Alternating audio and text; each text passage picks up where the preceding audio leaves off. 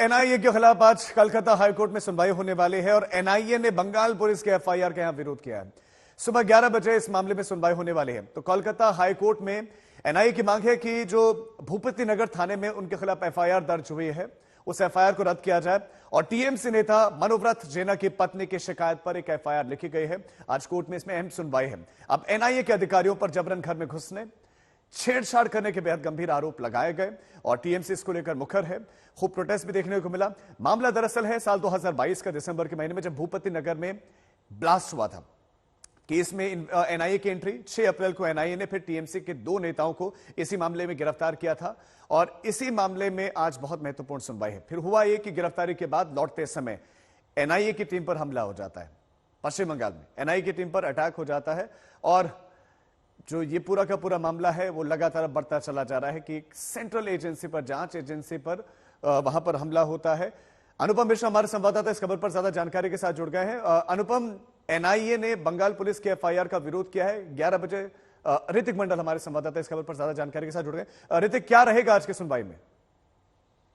देखिए, जैसे एनआईए ने कल कलकत्ता हाईकोर्ट के सामने जो जैसे आपने बताया कि जो एफआईआर है उनके आधिकारिक, उसके साथ साथ जो सेंट्रल जवान है उनके खिलाफ की गई जो बंगाल पुलिस की तरफ से जो मामला है उनके तफ्तीश में उसको रद्द करवाने के लिए एक पिटीशन दाखिल करवाया गया। सुबह 11 बजे इसकी सुनवाई होनी है। जो जस्टिस जयशंकर गुप्ता के इजलास है उसमें मैं आपको बताना चाहूंगा कि 6 तारीख का जो मामला है इस पर जो एनआईए की टीम वहां पर पहुंची हुई थी, उनके ऊपर जो हमला किया गया उस सिलसिले में एनआईए के ऑफिसर्स के खिलाफ ही जैसे मोलेस्टेशन और ट्रेसपासिंग जैसे गंभीर आरोप के चार्जेस के सहित जो मामला दर्ज करवाया गया। आरोप जो मुख्य आरोपी है इस घटना के, उनके परिवार से किया गया और इस सिलसिले में कल बंगाल पुलिस ने एनआईए के ऑफिसर्स को समन में भेजा था और इस बीच एनआईए जो है कलकत्ता हाईकोर्ट की तरफ रुख कर लेते हैं, वो मूव किए हैं और इसकी सुनवाई आज 11 बजे होनी है। कल जब कोर्ट के सामने उन्होंने इस बात को रखा तो उन्होंने कहा कि 6 तारीख जब वो टीम वहां पर पहुंची हुई थी तो उनके ऊपर हमला किया गया। एनआईए के जो लॉयर्स है उनका कहना है कोर्ट के सामने तो उनमें से एक सीनियर ऑफिसर वो घायल हुए थे और उनकी गाड़ी पर तोड़फोड़ भी की गई थी। इस बीच जिस तरीके से उनके खिलाफ ही आरोप दर्ज करवाया जा रहा है तो इस पर मामले की सुनवाई करवानी है। तो कलकत्ता हाईकोर्ट ने एनआईए और बंगाल पुलिस दोनों को रिपोर्ट जो पेश करने की निर्देश दिया था और इस घटना में आज सुबह 11 बजे इसकी सुनवाई होनी है। तो अहम सुनवाई कलकत्ता हाईकोर्ट पे रहेगा। ऋतिक, बहुत महत्वपूर्ण ये सुनवाई रहेगी। आप हमारे साथ बने रहे और इसी मसले पर, एनआईए के मसले पर अभिषेक बैनर्जी ने क्या कुछ कहा अब आपको सुनाते हैं। बिल्कुल जाएंगे।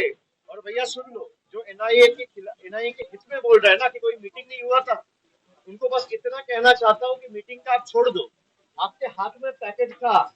बीजेपी का जो आदमी गया एनआईए का ऑफिसर के घर में, वो सफेद शर्ट पहन के हाथ में पैकेट लेके घुसा है और जब निकला है तो बिना पैकेट के निकला है। इसका हाई क्वालिटी फुटेज भी सुप्रीम कोर्ट में हम लोग देंगे। हिम्मत है तो उसको जो बोलना है वो कोर्ट में बोले। बिल्कुल जाएंगे। और भैया सुन लो, जो एनआईए के हित में बोल रहा है ना कि कोई मीटिंग नहीं हुआ था, उनको बस इतना कहना चाहता हूँ कि मीटिंग का आप छोड़ दो। आपके हाथ में पैकेज था। बीजेपी का जो आदमी गया एनआईए का ऑफिसर के घर में, वो सफेद शर्ट पहन के हाथ में पैकेट लेके घुसा है और जब निकला है तो बिना पैकेट के निकला है। इसका हाई क्वालिटी फुटेज भी सुप्रीम कोर्ट में हम लोग देंगे। हिम्मत है तो उसको जो बोलना है वो कोर्ट में बोले। तो एनआईए की टीम पर 6 अप्रैल को पश्चिम बंगाल में हमला हुआ था और तब से लेकर बीजेपी और टीएमसी के बीच में लगातार जुबानी जंग जारी है। भाजपा लीडर्स एनआईए ऑफिसर्स मिल रहे हैं, लिस्ट दे रहे हैं जे इस इलाके से तृणमूल को उसको उठाना चाहिए, समन करना चाहिए। ये इलेक्शन के पहले वो इलाका दखल करने के लिए एनआईए को इस्तेमाल कर रहा है। हम लोग पहले ही बता दिया था, ममता जी भी कल या परसों उनके स्पीच में ये बताया था, तो वही सच निकला। भाजपा जिसको उठाना चाहते हैं, हटाना चाहते हैं कोई इलाका से, वो एनआईए को यूज कर रहे हैं। तो ये बेसलेस एलिगेशंस देकर एनआईए जाते हैं और रात में जा रहा है, प्रोवोकेशन दे रहा है, इलाका में आतंक सृष्टि कर रहे हैं। ये जिस तरीके से बुआ भतीजा ने एनआईए को अटैक कर रहा है, ये नया बात नहीं है। पिछले 3 साल से सीबीआई ईडी के ऊपर ये लोग हमला कर रहा है। ये भ्रष्टाचारी को संरक्षण देने के लिए सेंट्रल एजेंसी को रोक रहा है।